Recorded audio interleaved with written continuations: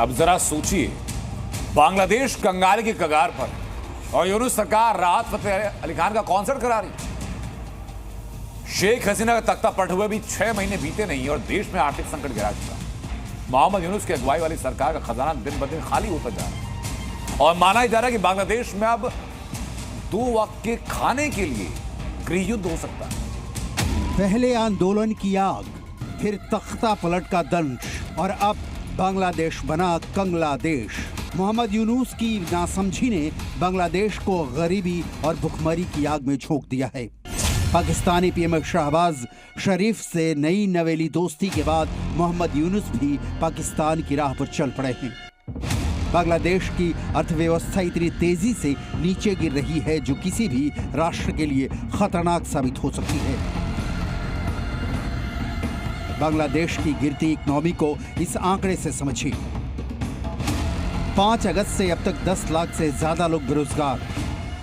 भारी नकदी संकट की वजह से कई कारखाने और इंडस्ट्री बंद।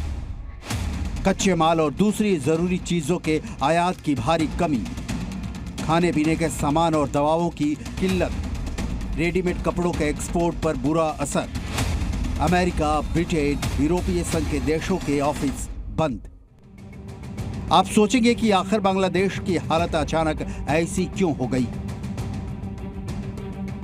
क्या पाकिस्तान कोई पनौती है जो बांग्लादेश के साथ खड़े होने से सो कॉल्ड डेमोक्रेटिक बांग्लादेश की इकोनॉमी अचानक नीचे गिरने लगी? इसके लिए कौन कौन से फैक्टर जिम्मेदार हैं, अभी ये समझिए। कट्टरपंथी भीड़ की अराजकता, बड़े पैमाने पर जबरन वसूली, हिंदुओं पर जुल्म ज्यादती, डराने धमकाने का माहौल, विदेशी नागरिकों में खौफ।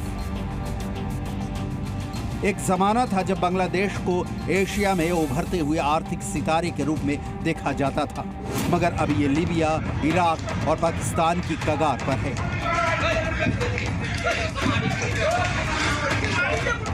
जानकारों ने चेतावनी दी है कि बांग्लादेश खतरनाक आर्थिक पतन की ओर बढ़ रहा है।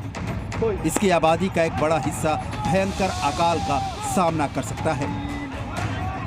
पॉलिटिकली भी अब वहाँ पे एक बड़ा संकट नज़र आ रहा है। एक ही तरह की विचारधारा को आगे बढ़ाया जा रहा है जो कि कट्टरवादी है, और दूसरी तरफ ये भी है कि जो उदारवादी लोग हैं, जो लिबरल मुसलमान हैं ख़ास तौर से, उनको दबाने की कोशिश की जा रही है। दरअसल यूनुस सरकार की नीतियों में बदलाव की वजह से लश्कर-ए-तैयबा जैसे आतंकवादी संगठनों के लिए अब बांग्लादेश तक पहुंचना आसान हो गया है। इससे धार्मिक कट्टरपंथ और स्टेट स्पॉन्सर्ड हिंसा के बढ़ने से बांग्लादेश आतंकवादी हमलों का निशाना भी बन सकता है। यानी बहुत जल्द बांग्लादेश में एक और मुसीबत आने वाली है। ब्यूरो रिपोर्ट, जी मीडिया। जी न्यूज़।